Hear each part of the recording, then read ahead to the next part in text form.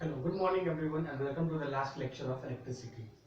आज हम लोग इलेक्ट्रिसिटी के चैप्टर को खत्म करेंगे। आज हमारा लास्ट लेक्चर है। हमने सीरीज पैरेलल के बारे में पढ़ लिया। हमने पूरे न्यूमेरिकल्स सॉल्व करके लास्ट क्लास में तुमको बताया कि एक सीरीज पैरेलल में कॉन्सेप्ट कैसे अप्लाई करते हैं और कौन कौन से इंपॉर्टेंट पैरामीटर्स हैं जो एक सर्किट में मुझे कैलकुलेट करने होते हैं। आज हम लोग एक बहुत सिंपल सा टॉपिक है जो हम लोग पढ़ेंगे और इस चैप्टर को फाइनलाइज करेंगे। ठीक है, तो जो पहला टॉपिक हमको आज पढ़ना है उसको हम लोग बोलते हैं heating effect of electric current. देखो बच्चों, बहुत सिंपल सा टॉपिक है। देखो बात क्या है, चलो अगर मैं यहाँ पे कोई भी एक सर्किट बनाता हूँ, ठीक है, जैसे मान लो मैं यहाँ पर एक बल्ब बनाया, ठीक है, और यहाँ पे मैं एक टीवी लगा देता हूँ, ठीक है, और मैं इसको बैटरी वगैरह से कनेक्ट कर देता हूँ, ठीक है। तो करंट मान लो यहाँ से यहाँ आई फ्लो करेगा, ठीक है, और पोटेंशियल डिफरेंस मान लो यहाँ कुछ नहीं है।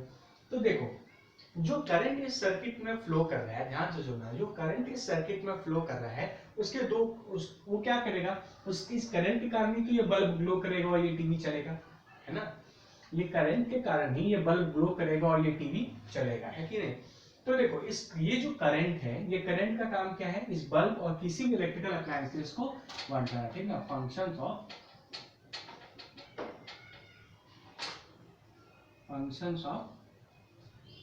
करंट का क्या फंक्शन है, पहला इलेक्ट्रिकल अप्लायंसेस,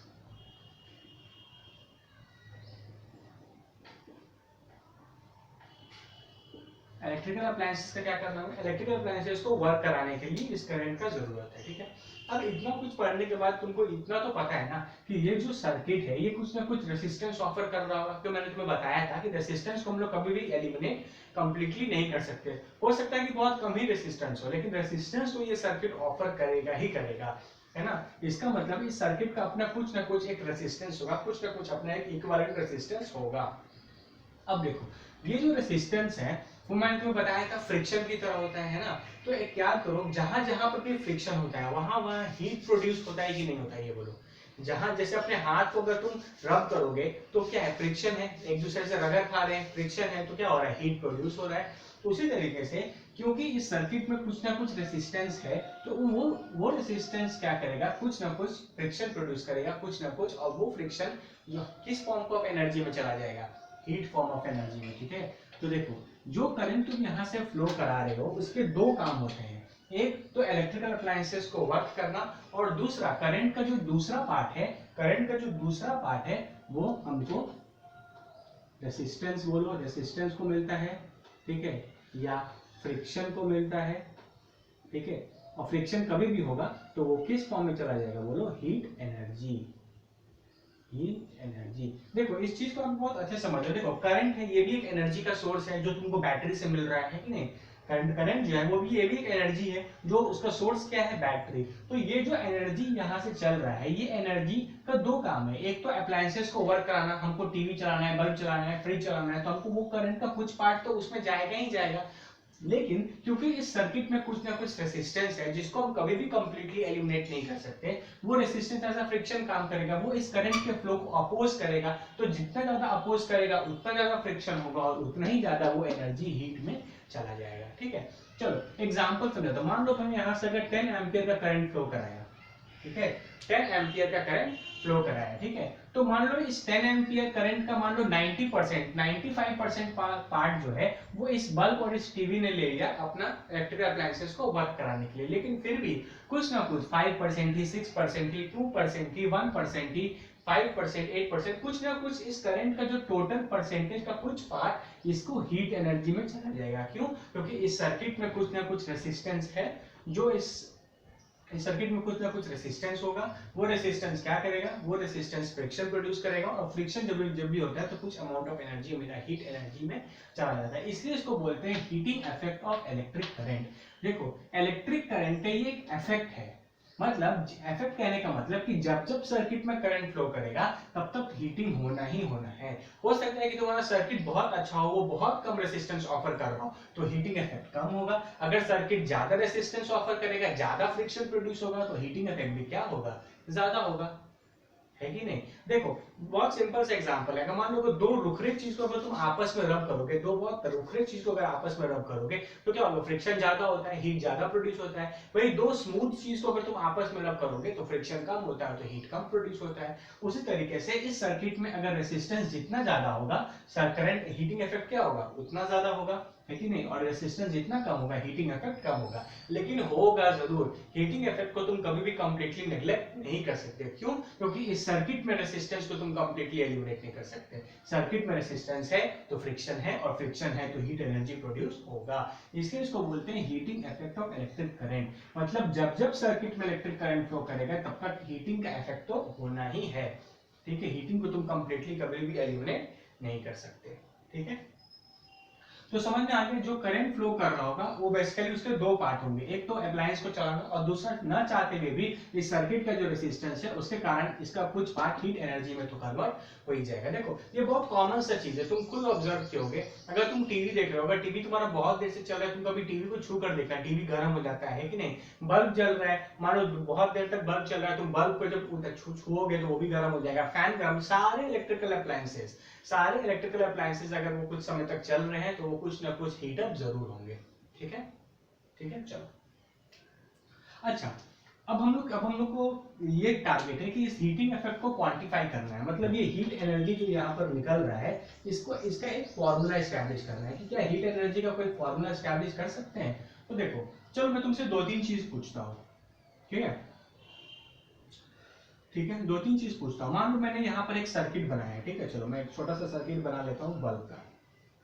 ठीक है, मान लो एक सर्किट बनाया, इसमें ये करंट मान लो आई फ्लो कर रहा है। ठीक है, तो चलो एक बात तो क्लियर है कि जो मेरा हीटिंग इफेक्ट होगा वो डायरेक्टली प्रोपोर्शनल टू रेसिस्टेंस होगा। वो तो मैंने तुम्हें अभी बताया कि ये सर्किट जितना ज्यादा रेसिस्टेंस ऑफर करेगा उतना ज्यादा फ्रिक्शन होगा और उतना ज्यादा हीट प्रोड्यूस होगा, है ना।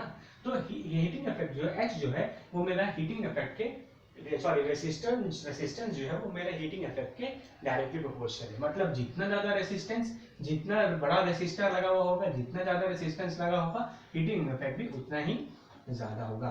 अच्छा देखो, कभी ऑब्जर्व किया है, मान लो एक बहुत कॉमन सा तुमसे इंट्यूशन पूछता हूं। मान लो एक बल्ब है, ठीक ना, इस बल्ब को मैंने 5 मिनट के लिए जलाया, 5 मिनट के लिए जलाया और फिर ऑफ कर दिया। ठीक है, 5 मिनट के लिए बल्ब को जलाया और फिर क्या किया, मैंने उसको ऑफ कर दिया। ठीक है, और फिर मैं जाकर उसको छू रहा हूँ, ठीक है, मैं छू रहा हूँ देखने के लिए कि कितना गर्म हुआ। हो सकता है कि बहुत ही कम गर्म हुआ होगा। ठीक है, दूसरे केस में मैं क्या कर रहा हूँ, एक बल्ब को मैंने मान लो 2 घंटे के लिए चलाया, ठीक ना, एक बल्ब को मैंने 2 घंटे के लिए चलाया और 2 घंटे के बाद जब मैं उस बल्ब को छूंगा तो वो ज्यादा गर्म होगा कि नहीं होगा, बोलो। कॉमन सेंस है ना, होगा।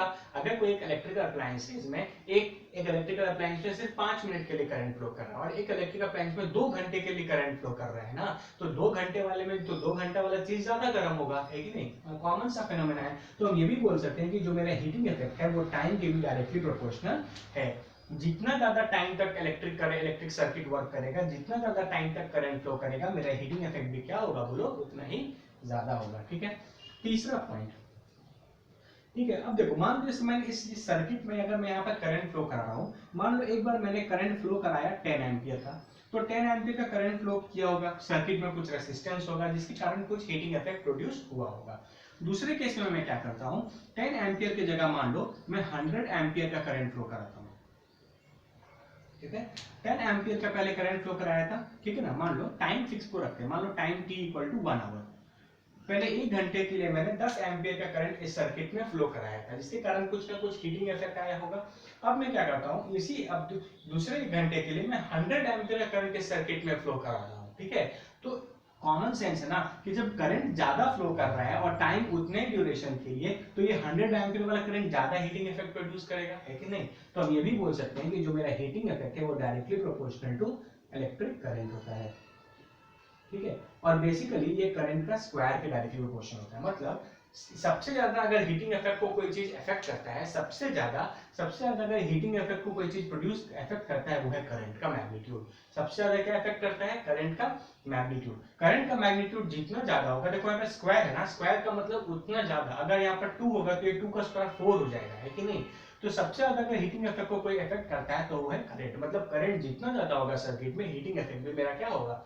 उतना ही ज्यादा होगा। टाइम जितना ज्यादा टाइम के लिए कोई इलेक्ट्रिक अप्लायंस वर्क करेगा, उसमें हीटिंग इफेक्ट भी उतना ज्यादा होगा। और ये तो रेसिस्टेंस है, रेसिस्टेंस का मतलब भी फ्रिक्शन है, फ्रिक्शन का मतलब भी हीट एनर्जी में कन्वर्ट होना है। तो एक सर्किट में जितना ज्यादा रेसिस्टेंस होगा, जो जितना ज्यादा करंट को फ्लो को रोकेगा, जितना ज्यादा करंट के फ्लो को अपोज करेगा, उसका रेसिस्टेंस उतना ज्यादा होगा और उसमें हीटिंग इफेक्ट भी क्या होगा? बोलो उतना ही ज्यादा होगा। ठीक है, ये चीजें समझ में आई इतनी सारी?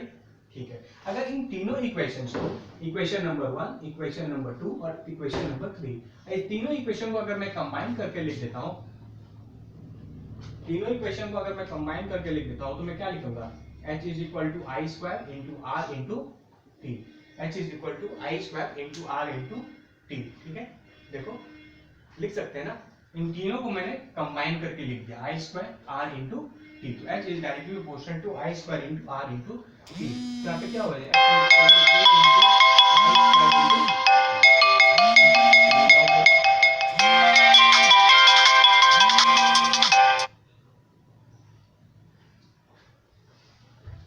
ठीक है, प्रोपोर्शनलिटी हटा तो कांस्टेंट आया, और इस k का वैल्यू क्या डिनोट कर सकते हैं? इस k का वैल्यू 1 डिनोट कर सकते हैं। तो मेरा फॉर्मूला आ गया कि जो हीटिंग इफेक्ट है वो मेरा I square into R into T है।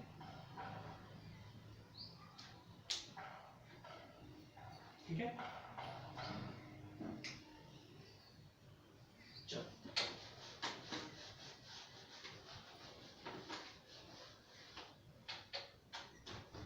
देखो h इज इक्वल टू है I square R into T है। तुमको ये भी पता है कि v equal to I into R होता है। तो अगर हम यहाँ पर ये भी लिखें तो हम ये भी लिख सकते हैं कि v into I into T. तो ये दोनों ही फॉर्मूले heating effect of electric current के होते हैं। ठीक है, I square R into T. हमेशा बस एक बात याद रखना, पूरा कॉन्सेप्ट ये है कि कभी भी किसी सर्किट में अगर करंट फ्लो कर रहा है तो करंट हमेशा दो काम करेगा। ठीक है, एक तो उस इलेक्ट्रिकल अप्लायंसेस को चलाने में मदद करेगा, दूसरा क्योंकि सर्किट में कुछ ना कुछ रेजिस्टेंस तो है, तो वो करंट का जो मैग्नीट्यूड है वो कुछ ना कुछ रेजिस्टेंस है तो फ्रिक्शन है, और फ्रिक्शन है तो फिर वो कुछ ना कुछ एनर्जी का कुछ पार्ट हीट एनर्जी में कन्वर्ट जरूर होगा, है ना। एनर्जी हमेशा कंजर्व रहता है, energy can neither be created not be destroyed. तो जितना एनर्जी तुम्हारे बैटरी से निकल रहा है, जितना एनर्जी तुम्हारे बैटरी से निकल रहा है, क्योंकि एनर्जी का सोर्स तो बैटरी ही है, जितना एनर्जी तुम्हारे बैटरी से निकल रहा है उसका मैक्सिमम एनर्जी तो इलेक्ट्रिकल अप्लायंसेस को वर्क करने में चला जा रहा है, और बाकी जो रेस्ट अमाउंट ऑफ एनर्जी है वो उसका हीट एनर्जी में कन्वर्ट हो जाता है। ठीक है, जितना ज्यादा रेसिस्टेंस उतना ज्यादा हीटिंग इफेक्ट, जितना ज्यादा टाइम के लिए कोई इलेक्ट्रिकल अप्लायंस वर्क करेगा उतना ज्यादा हीटिंग इफेक्ट, और जितना ज्यादा करंट फ्लो करेगा उतना ही ज्यादा हीटिंग इफेक्ट। तो H is equal to I square R into T equal to V into I into T. ठीक है, तो देखो हीटिंग इफेक्ट एक ऐसा चीज है, हीटिंग इफेक्ट एक ऐसा चीज है जो तुम चाहो या ना चाहो तुम्हारे सर्किट में हमेशा रहेगा। क्यों? क्योंकि तुम इसको कंप्लीट रेसिस्टेंस को जब तक कंप्लीटली एलिमिनेट नहीं कर पाएंगे तब तक हम हीटिंग इफेक्ट को भी कभी भी कंप्लीटली एलिमिनेट नहीं कर पाएंगे। ठीक है, तो अगर हम तुमसे क्वेश्चन पूछें क्या ये हीटिंग इफेक्ट जो है क्या ये डिजायरेबल है, क्या हम चाहेंगे कि मेरे सर्किट में हीटिंग इफेक्ट हो? तुम बोलोगे सर हो भी सकता है और नहीं भी हो सकता है। बिल्कुल सही। देखो ये जो हीटिंग इफेक्ट है ये डिजायरेबल हो भी सकता है और नहीं भी हो सकता है। देखो अगर मान लो मैं टीवी चला रहा हूँ या फैन चला रहा हूँ या बल्ब चला रहा हूँ, ठीक है, तो इसमें क्या है, आखिर जितना एनर्जी मेरे बल्ब को चाहिए था उसी एनर्जी में से कुछ पार्ट मेरा फ्रिक्शन या रेसिस्टेंस या हीटिंग में चला जा रहा है, तो वो मेरा टोटल एनर्जी का कुछ लॉस जैसा हो गया। टोटल एनर्जी हमको जितना मिलना चाहिए था, मान लो हमको 100% मिलना चाहिए था, उस 100% का ही 5% मेरा हीटिंग में चला गया, बाकी 95% ही हम कंज्यूम कर पा रहे हैं अपने यूज के लिए, तो उस केस में हीटिंग इफेक्ट मेरा लॉस हो गया। लेकिन बहुत सारे ऐसे इलेक्ट्रिकल अप्लायंसेस हैं जिसको हम लोग जानबूझ के हीटिंग इफेक्ट उसमें बढ़ाते हैं। जैसे एग्जांपल ले लो, अगर मुझे मान लो एक इलेक्ट्रिक आयरन बनाना होगा, देखो आयरन का काम ही होता है, हम लोग आयरन जो यूज करते हैं अपने कपड़े को प्रेस करने के लिए, ठीक है। अब देखो आयरन जब तक गर्म ही नहीं होगा तब तक उससे प्रेस कर सकते हैं क्या? नहीं। तो ये एक इंपॉर्टेंट फैक्टर है, मतलब आयरन का जो फंक्शन है वो हीट से ही रिलेटेड है। जितना ज्यादा हीट होगा मेरा आयरन उतना ही इफेक्टिव होगा। जितना ज्यादा हीट होगा उतना ही ज्यादा मेरा आयरन इफेक्टिव होगा, ठीक है। तो आयरन को इफेक्टिव करने के लिए या आयरन को ज्यादा हीट करने के लिए हम क्या कर सकते हैं, आयरन के सर्किट, आयरन जो डिवाइस अप्लायंस है उसका ये रेसिस्टेंस बढ़ा सकते हैं। क्योंकि देखो करंट तो कितना फ्लो करेगा वो बैटरी पे डिपेंड करता है, और कितने टाइम के लिए ऑपरेट कर रहा है वो भी मेरे हाथ में है। लेकिन अगर सर्किट का रेसिस्टेंस ज्यादा है, तो हीटिंग इफेक्ट भी क्या होगा, ज्यादा होगा। तो बहुत सारे ऐसे इलेक्ट्रिकल अप्लायंस जैसे आयरन हो गया जिसका काम ही हीट करना है, आयरन प्रेस करने के लिए, तो हम लोग क्या करेंगे, उस सर्किट का रेसिस्टेंस को क्या कर देंगे, इंक्रीज कर देंगे, ताकि मेरा हीटिंग इफेक्ट भी इंक्रीज हो जाए। जैसे इलेक्ट्रिक टोस्टर वगैरह होता है ना, टोस्टर वगैरह, वो भी काम क्या इलेक्ट्रिक से चलाते हैं। जब तक टोस्टर गर्म ही नहीं होगा तब तक कोई भी चीज टोस्ट कर पाएंगे नहीं ना। तो इंपॉर्टेंट क्या है कि उस वैसे उनके सर्किट जो अप्लायंसेज है उनको इस तरीके से डिजाइन करते हैं कि वो ज्यादा से ज्यादा रेसिस्टेंस ऑफर करें, है ना। वो ज्यादा से ज्यादा रेसिस्टेंस ऑफर करेंगे तो हीटिंग इफेक्ट भी क्या होगा।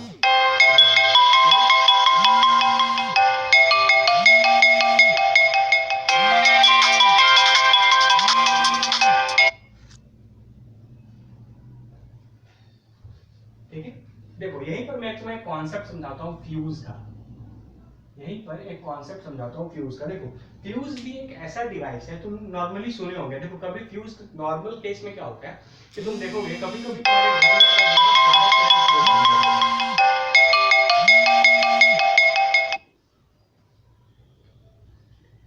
कभी कभी तुम्हारे सर्किट में अगर बहुत ज्यादा करंट फ्लो करना रहेगा, ठीक है, तो मान लो होगा क्या, जैसे देखो अगर यहाँ पर मान लो मैंने एक बल्ब लिया है, ठीक है, मैंने तुम्हें पहले ही बताया है कि मान लो अगर ये बल्ब है तो इस बल्ब का कुछ अपना करंट का रिक्वायरमेंट है। मान लो बल्ब को अगर 5 एम्पीयर का करंट चाहिए और अचानक से इसमें अगर 100 एम्पीयर का करंट फ्लो करने लगे, है ना, करंट का रिक्वायरमेंट तो मान लो यहाँ 5 एम्पीयर ही है, लेकिन अगर करंट अगर मान लो 100 एम्पीयर का फ्लो करने लगेगा तब तो तुम्हारा ये बल्ब गया ना, तब तो बल्ब फ्यूज हो जाएगा।